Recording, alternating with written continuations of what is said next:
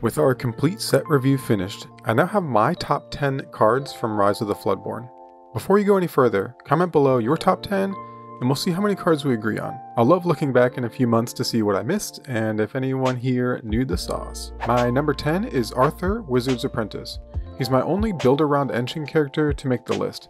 His ability to bounce cards like Rapunzel or Detective Mickey gives those decks a ton of value they can repeat every turn. Bouncing and replaying a Hades in the late game is backbreaking. While he's at his best with the Merlin and Mim cards, he can find a home almost anywhere, earning him a spot in the top 10. Number 9 is Scar, Vicious Cheater. Scar is another card you have to play around going into turn 7 against Ruby.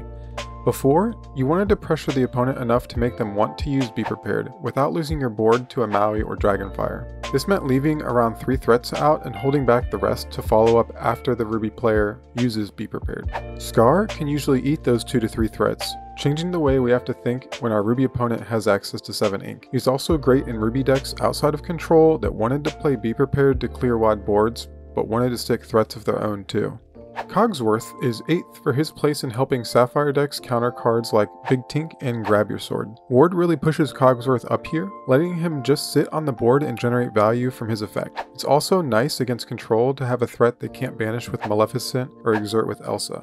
7th place is Judy Hops. Sapphire getting access to some item interaction of their own gives them a big boost. The card draw drawback doesn't matter much when we're shutting down our opponent's lanterns or fishbone quills. If our opponent isn't on an item plan like that, we can banish our own popsicles to draw a card ourselves. In 6th is the Goat. He's at his best with Mim and Merlin package, but really stands out as the strongest uninteractive lore gain. There's no way to stop the Goat. He is the best way to close out games and pressures control in a way no other card can. Benja starts the top 5 as a cheaper Beast effect, and Beast saw plenty of play in the first chapter. Steel Song wanted to play Beast, and wanted another 3-cost character to fit the curve, and Benja is perfect. His existence turns Lantern from a staple to a risk, and makes us reevaluate cards like Magic Mirror and Fishbone Quill. With Steel Song still looking to dominate the meta, Benja is likely to force a lot of items out. In 4th is Popsicle.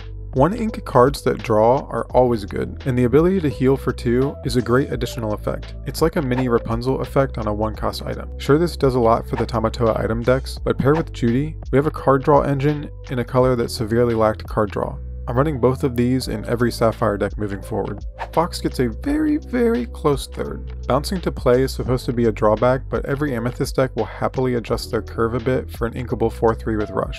This is a huge upgrade over Rafiki, which was one of the best Rush cards in the last meta. Fox gets disgusting in the late game when we're bouncing Elsas, Hades, or any other strong late game finishers and being able to replay them.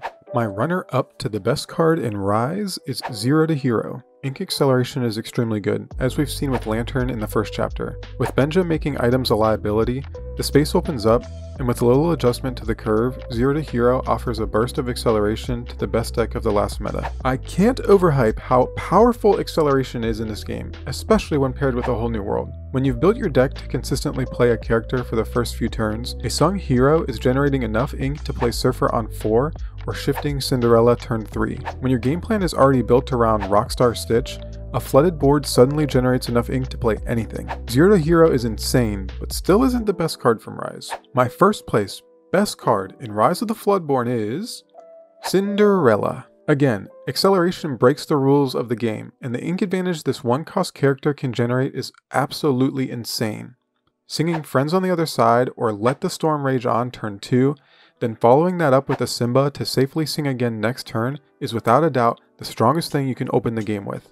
It's a simple card, but quite breakable. Cindy only gets better the more songs we get. She'll be a staple for a long time. Let me know if you agree or what cards are definitely missing from this list. I'd love to hear from you. If you want to hang out and chat or have any suggestions or questions, you should join the Discord. Thank you so much for watching. Have a magical day.